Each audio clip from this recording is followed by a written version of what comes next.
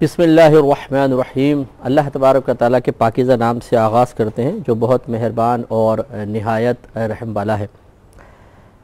अल्हम्दुलिल्लाह बुखारी शरीफ के दर्स का सिलसिला जारी व सारी है और हदीस नंबर 159 पर हम पहुँचे थे। हज़रत उस्मान गनी रदी अल्लाह ताला अन्हो इसके रावी हैं और आपके ग़ुलाम हुमरान ने इसको आपसे रिवायत किया है। हज़रत हुमरान फरमाते हैं कि उस्मान गनी रदी अल्लाह ताला अन्हु को मैंने देखा कि उन्होंने वज़ू का पानी मंगाया और अपने दोनों हाथों पर 3 मरतबा पानी उंडेला, फिर इन दोनों हाथों को धोया, फिर उन्होंने अपना दायां हाथ बर्तन में डाला, फिर इससे कुल्ली की और नाक में पानी डाला, फिर अपना चेहरा 3 बार धोया और अपने हाथों को कोहनियों तक 3 बार धोया, फिर अपने सर का मसाह किया, फिर अपने दोनों पैरों को टखनों तक 3 बार धोया। फिर फरमाया कि रसूलुल्लाह सल्लल्लाहु अलैहि वसल्लम ने इरशाद फरमाया कि जिस शख्स ने मेरे इस वज़ू की तरह वज़ू किया, फिर 2 रकात नमाज इस तरह पढ़ी जिसमें अपने नफ्स से कोई बात ना की, यानी अपने इख्तियार से जानबूझकर इरादतन कोई ख्याल जहन में ना लाया, तो इसके गुज़श्ता गुनाह मुआफ़ कर दिए जाएंगे। देखें, एक सही तरीन रिवायत है। हज़रत उस्मान गनी रदी अल्लाह ताला अन्हो खलीफ़ा सालिस हैं और नबी करीम सल्लल्लाहु अलैहि वसल्लम की 2 साहिबजादियाँ यके बाद दीगरे आपके निकाह शरीफ में तशरीफ़ लाई। अशरा मुबशरा में से हैं। क़तई तौर पे हदीसों के मज़मून के मुताबिक आप जन्नती हैं और ये तमाम सहाबे कराम से इसका वादा है। गोया कि आपसे बयान करदा जो भी रिवायत होगी इंतहाई मुस्तनद और नताइज के एतबार से इंतहाई पुख्ता होगी। लिहाजा इस रिवायत में आप देखिए कि सबसे पहले हज़रत हुमरान ने बड़ी गहरी नज़र से अपने आका और अपने जो मौला थे, क्योंकि उस ज़माने में जो आका हुआ करते थे जिनके को ग़ुलाम थे उनको आका और मौला कहा जाता है। अरबी में मौला ही कहते हैं, उर्दू में हम आका कहते हैं। तो हज़रत हुमरान गौर से देख रहे हैं कि हज़रत उस्मान गनी रदी अल्लाह ताला अन्हु क्या क्या मामलात कर रहे हैं। तो पहली चीज़ जो उन्होंने वॉच की वो यही थी कि हज़रत उस्मान गनी रदी अल्लाह ताला अन्हो ने वज़ू का पानी मंगवा कर बरह रास्त उसमें हाथ नहीं डाल दिया, बल्कि पहले आपने किसी तरीक़े से अपने हाथ को धोया और धोने के बाद हाथ डाला। तो फ़िक़्ह हनफ़ी भी यही है। हम इमाम आज़म अबू हनीफ़ा रदी अल्लाह ताला अन्हो का मज़हब ये है कि अगर एक शख्स बेवज़ू है तो उस पर भी एक नापाकी तारी होती है, लेकिन वो नापाकी ऐसी होती है, वो नजासत ऐसी होती है जिसको आप आँखों से देख नहीं सकते, हाथों से छू नहीं सकते और उसकी कोई स्मेल वगैरह नहीं होती। और ऐसी कोई भी नजासत जो तीन इन औसाफ की हामिल हो कि ना आप उसे देख सकें, ना उन्हें छू सकें, ना कोई इसकी स्मेल वगैरह हो, तो उसे नजासत हुक्मिया कहते हैं। तो गोया कि बेवज़ूपन भी एक नजासत हुक्मिया है। तो फ़िक़्ह हनफ़ी के मुताबिक अगर आप एक बर्तन में पानी है और उसमें अपना हाथ डाल देते हैं, तो जितने मसलन ये 4 उंगलियां पानी के अंदर गईं और हैं बेवज़ू और आपने ये हाथ बाहर निकाला, तो इन 4 उंगलियों की नजासत हुक्मिया निकल कर उस पानी में शामिल हो जाएगी, लिहाजा वो पानी नापाक हो जाएगा। लेकिन ज़रूरी नापाक से मुराद है कि इसको हम शरई इस्तिलाह में कहते हैं मुस्तामल हो जाएगा। मुस्तामल का मतलब ये है कि इस पानी से आप मज़ीद वज़ू या गुस्ल नहीं कर सकते हैं। लेकिन इस पानी के लिए शर्त यह है कि ये थोड़ी मिक़दार का हो, जिसकी फ़ुक़हा किराम ने जिसका अंदाज़ा करने के लिए आसान अल्फाज में बयान फरमाया कि अगर इतना बड़ा कोई हौज़ है जिसका हासिल ज़रब 225 फ़ीट आ जाए, जैसे मिसाल के तौर पे 25 और 9, तो इसको आप ज़रब कर लें तो 225 फ़ीट आ जाएगा। तो 225 फ़ीट अगर इतना चौड़ा हौज़ है, इसमें अगर आप बेधुला हाथ डाल देते हैं तो कोई फ़र्क नहीं पड़ेगा।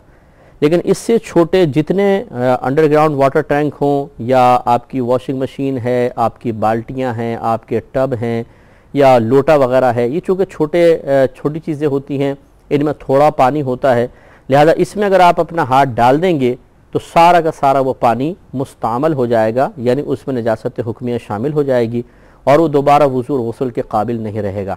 हाँ, अगर इसको वज़ू गुस्ल के काबिल करना है तो इसका तरीक़ा ये होगा कि आप उसको नल के नीचे रख दें और नलका खोल दें। ये जो पानी गिर रहा है इसे गैर मुस्तामल कहेंगे, इसलिए कि आपने इसको वज़ू वगैरह के लिए अभी इस्तेमाल नहीं किया है, तो ये कहलाएगा गैर मुस्तामल पानी।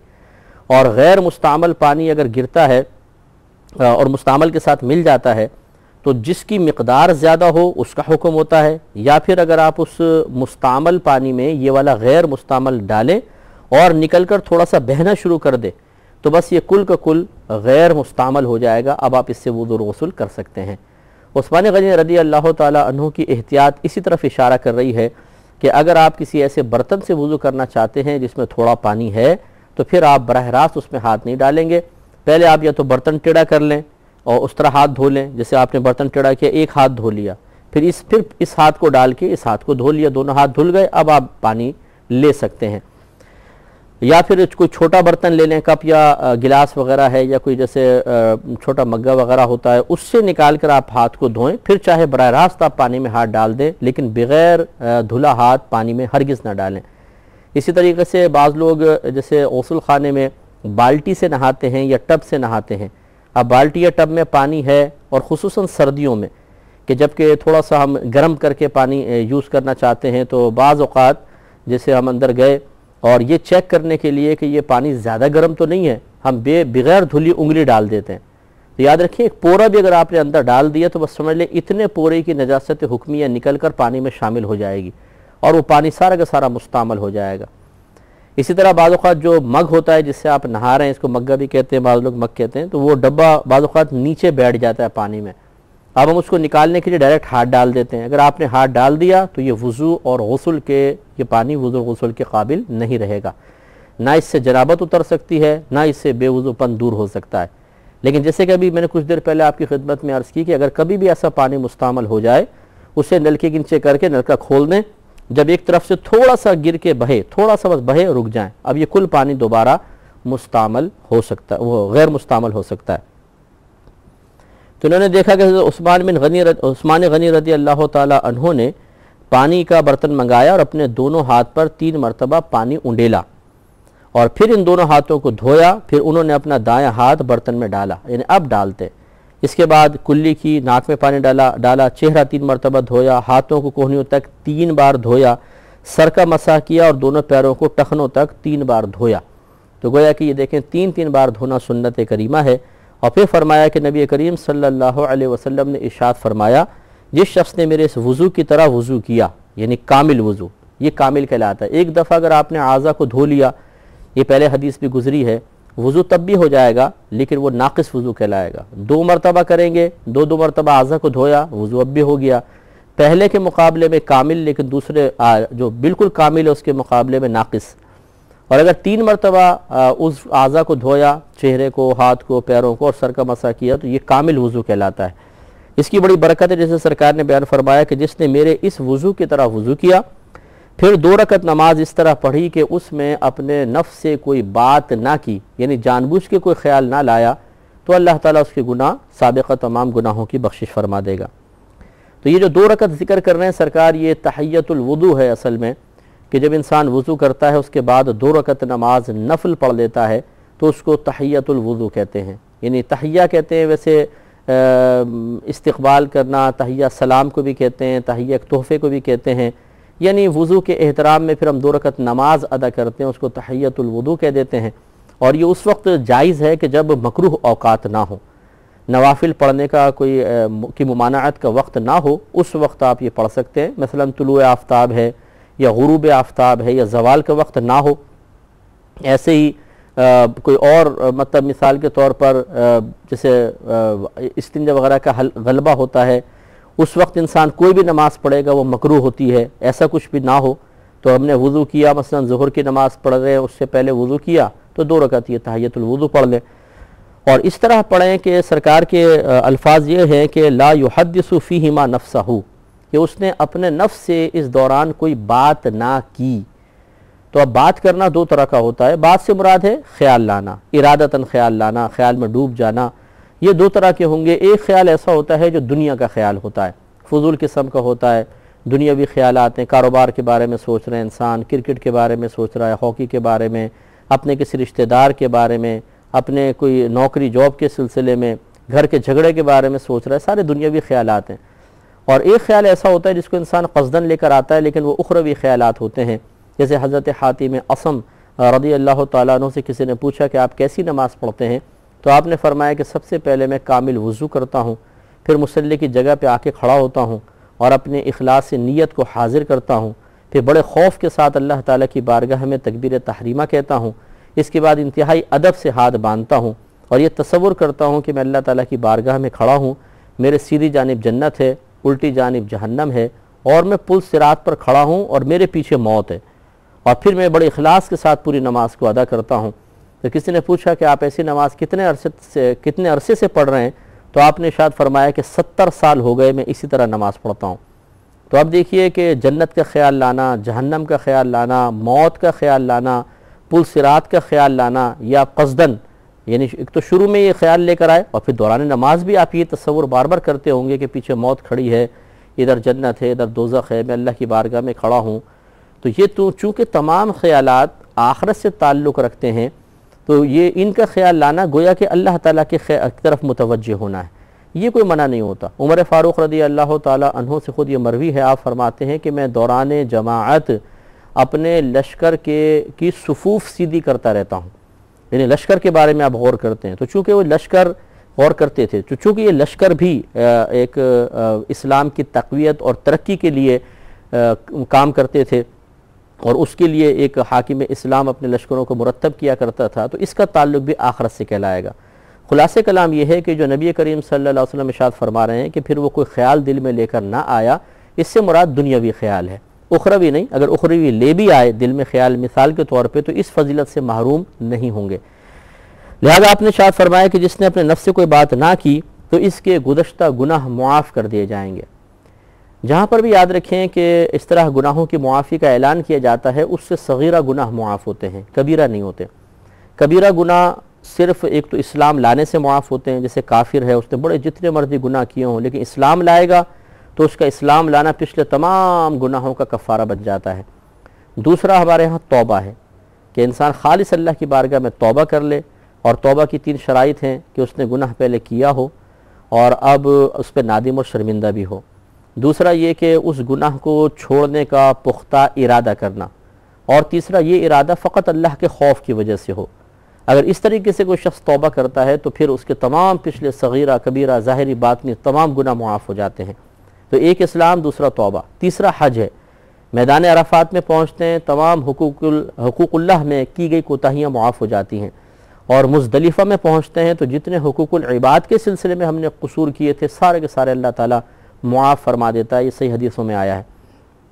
और इसके बाद चौथी चीज़ है अल्लाह का करम। अल्लाह का करम हो जाए, उसकी मर्ज़ी है, वो चाहे तो अपने बंदे के तमाम सगीरा कबीरा गुनाहों को बख्श दे, लेकिन ख़ुद उसने कुरान में ये वादा फरमा लिया है कि वो शिरक के अलावा किसी को नहीं बख्शेगा। वो शिरक के अलावा हर एक को बख्श देगा, शिरक को नहीं बख्शेगा। लिहाजा अगर कोई मुशरिक और काफिर होने की हालत में मर गया, अब उसकी बख्शिश नहीं है।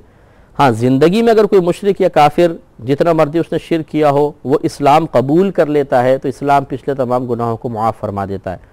गोया कि ये जो आयत करीमा में है कि अल्लाह ताला ने शाद फरमाया कि वो मुशरिक को इस बात को नहीं बख्शेगा कि कोई उसके साथ शरीक ठहराए, इसके अलावा जिसको चाहेगा वह बख्श देगा। ये ज़िंदगी का मामला है।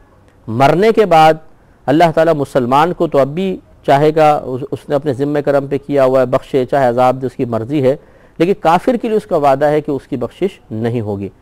तो खुलासे कलाम ये है कि यहाँ पर यह भी मालूम हुआ कि अगर हम वज़ू करें और 2 रकत नमाज नफल इस तरह पढ़ें कि दुनिया का कोई ख्याल आने ना पाए।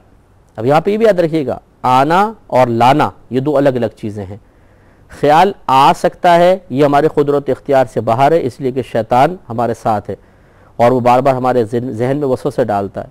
और लाने में कुदरत तो इख्तियार है, वो मतलब हम अपने इख्तियार से लेकर आते हैं।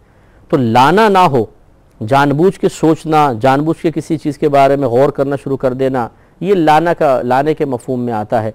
और आप नमाज़ पढ़ रहे थे, अचानक एकदम जहन के अंदर किताब का तस्वुर आ गया, क्रिकेट का तस्वुर आ गया, हॉकी का तस्वुर आ गया और आपने उसको झटक दिया, तो ये लाना नहीं है, ये सिर्फ आना था जिसको आपने झटक दिया है। तो कोशिश ये होनी चाहिए अगर खुदा न खास्ते ख्याल जहन के अंदर आ भी जाए दुनियावी, तो उसको पुख्ता ना करें, उसके बारे में सोचना ना शुरू कर दें, उसके मुख्तलिफ पहलुओं पर गौर व तफक्कुर ना करें, उसमें इतने मुस्तगरक ना हो जाए कि एक फ़िल्म से चलना शुरू हो जाए, एक तस्वुर फिर दूसरा फिर तीसरा चौथा, बाद ख़त्म उसमें मुस्तगरक हो जाते हैं। ये पहली मरतबा आना था, जब आप उसमें सोचने लग गए तो ये लाने के ज़ुमरे में आ जाएगा, फजीलत से महरूमी हो जाएगी। लिहाजा होना ही चाहिए कामिल वज़ू करने के बाद अल्लाह ताला की बारगाह में खड़े हों और बिल्कुल यकसुई के साथ अपनी तवज्जो मुकम्मल तौर पे अल्लाह की तरफ करें। मसलन आप खड़े हुए, अब आप तसव्वुर पुख्ता करें कि अल्लाह ताला मुझे देख रहा है। हो सके 12 दफ़ा ज़बान से कह दें अल्लाह ताला मुझे देख रहा है, अल्लाह ताला मुझे देख रहा है, अल्लाह ताला मुझे देख रहा है, अल्लाह ताला मुझे देख रहा है, 12 दफ़ा कह दें। और इसके बाद नबी करीम सल्लल्लाहु अलैहि वसल्लम ने इरशाद फरमाया, दो इसमें बड़ी प्यारी हिदायत है। एक इरशाद फरमाया कि जब तुम नमाज़ पढ़ो तो बिल्कुल इस तरह नमाज़ पढ़ो जैसे तुम्हारी ज़िंदगी की आखिरी नमाज है। तो देखें अब कितनी तवज्जो होगी अगर ये तस्वुर हम कायम कर लें।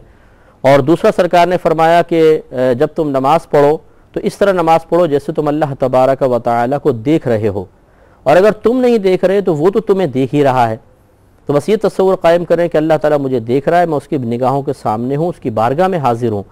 और यकीनी सी बात है कि एक ऐसा बादशाह कि जो मतलब बिल्कुल बेनियाज हो, आप चाहे से कितने करीब हैं, अगर उसका मतलब उसका इरादा बन जाता है, वो ये नहीं देखता कि कौन कितने अरसे से करीब है, कौन कितना मुकर्रब है, कौन नहीं, वो एकदम तलवार चला देता है। मिसाल के तौर पर ऐसे कोई बादशाह हो तो उसके सामने कितना मोहतात हो के इंसान खड़ा होगा कि भाई ठीक है बादशाह की मोहब्बत अपने मकाम पे, लेकिन कब बादशाह का जहन बदल जाए और ये मुझ पर तलवार चला दे तो इंतहाई इंसान खौफजदा होगा और एक एक लम्हा उसकी तरफ मुतवज्जह होगा। बस ऐसी ही तवज्जो यहाँ दरकार है। ये सब फ़िक्री काम करने के बाद फिर अमली कोशिश ये करनी चाहिए। नबी करीम सल्लल्लाहु अलैहि वसल्लम ने इरशाद फरमाया कि जब तुम नमाज का इरादा करो, यानी नमाज के लिए खड़े हो जाओ, तो अपनी दाएँ तरफ 3 बार थूक दो। थूकने का मतलब ये नहीं कि वाकई थूक दो, थू थू थू, बस आप ये करें और नीयत ये करें कि मैं शैतान के मुंह पे थूक रहा हूँ। और बेहतर है कि आऊज़ु बिल्लाहि मिनश शैतानिर रजीम पढ़कर फिर 3 दफ़ा इस तरह थूक दें तो शैतान का वसवसे बहुत कम हो जाएंगे। फिर आप तकबीर लगाएं और जहाँ जहाँ नमाज में निगाहों की हिफाजत का हुक्म दिया गया है वहाँ अपनी निगाह जमा कर रखें, हटने ना पाए। मसलन हालत क़ियाम में सजदे की जगह, हालत रुकू में पाँव की पुश्त पर, हालत सजदा में नाक की नोक पर, सलाम फेरते हुए अपने दोनों कंधों पर, और जब आप अत्तहियात पढ़ रहे हो तो अपनी गोद पर निगाह रखें और इधर से निगाह हटनी नहीं चाहिए ज़र्रा बराबर। तो बस अगर ये इस तरह अमली और फ़िक्री कोशिश के साथ इंसान नमाज अदा करेगा तो कोई वसवसा इंशाअल्लाह दुनिया का नहीं आएगा, और फिर ये नमाज हमारे लिए इतनी बेहतरीन साबित होगी कि ज़िंदगी के जितने भी सगीरा गुनाह हैं सब के सब मुआफ़ कर दिए जाएंगे। तो हम अपने तमाम देखने वालों से गुजारिश ज़रूर करेंगे कि हो सके अगर रोज़ाना नहीं तो ज़िंदगी में कम से कम एक बार ऐसी नमाज ज़रूर पढ़ लें, एक बार ज़िंदगी में, तो इंशाअल्लाह बहुत बेहतर होगा। अगली हदीस पे इंशाअल्लाह आएंगे, लेकिन नेक्स्ट प्रोग्राम में उस वक्त तक के लिए इजाज़त चाहते हैं। व आखिरु दावाना अनिल हम्दुलिल्लाहि रब्बिल आलमीन।